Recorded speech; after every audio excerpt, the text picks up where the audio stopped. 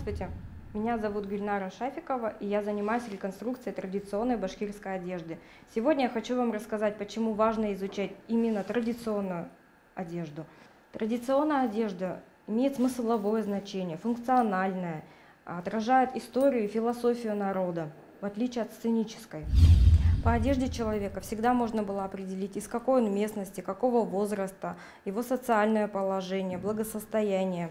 Дело в том, что наша страна, наши народы пережили войны, репрессии, революции, раскулачивание, и очень много информации о культуре, о материальном наследии народов утеряно.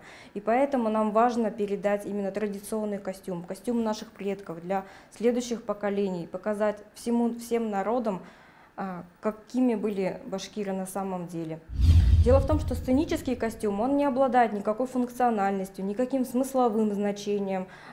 Сценические костюмы шьются из тканей не дышащих, в них жарко летом, зимой в них холодно. В отличие от сценического костюма, очень комфортно и удобно в традиционном.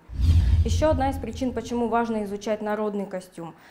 Дети захотят быть похожими на нас, захотят повторять и изучать культуру, если увидят, какой был богатый наш костюм, как он был шикарен. Обратите внимание, как дети смотрят на лучников на выступлениях Маргануксы, с каким упоением, как они потом хотят стать лучниками. И сами есть примеры, когда дети и взрослые сами начинают шить именно традиционный костюм.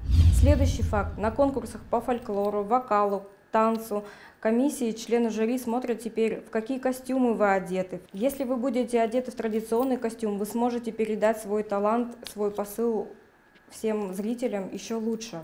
И еще одна из причин. Вы рукодельницы, мастерицы, тратите столько времени, труда, денег на изготовление костюма, и мне очень жаль, что он получается у вас сценическим, стилизованным. Это из-за недостатка информации, из-за недостатка книг, из-за обилия, наверное, в интернете, в социальных сетях сценического костюма. И еще одна из причин. Создание традиционного костюма – долгая, кропотливая работа. Цените свой труд, уважайте, любите себя. Вы достойны того, чтобы носить правильные традиционные костюмы из натуральных тканей.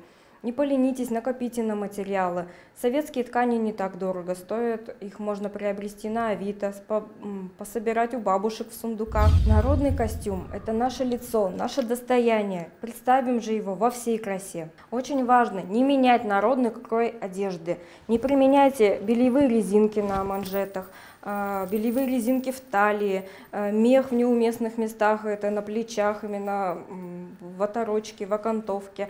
Мех применялся именно для тепла, для показания именно богатства башкир, именно в головных уборах, в шапках. Всего ученые выделяют 7 комплексов традиционной одежды. Я бы выделила более, это 8 комплексов, и некоторые из них подразделяются еще на подтипы.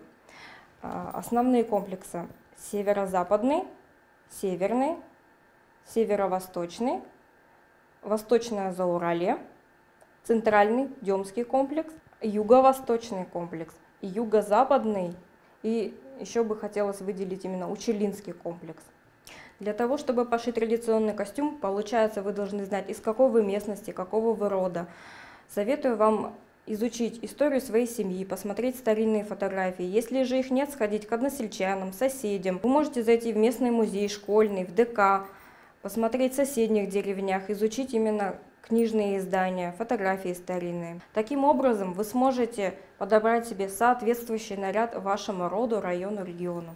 Хочу пожелать вам удачи в изучении и пошиве традиционных костюмов.